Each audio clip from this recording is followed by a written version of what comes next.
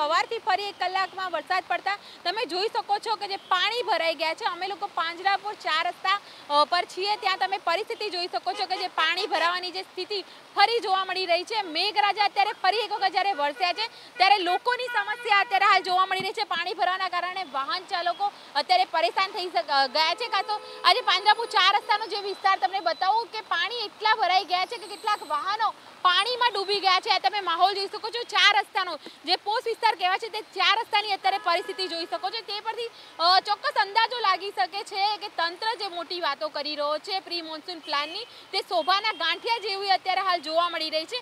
અને સમગ્ર જે વિસ્તારમાં અત્યારે જ્યારે 1 કલાકથી વરસાદ પડી રહ્યો છે ત્યારે અમે આ પાંજરાપોળ વિસ્તારની પરિસ્થિતિ બતાવી રહ્યા છે કે કેટલા પાણી ભરાઈ ગયા છે।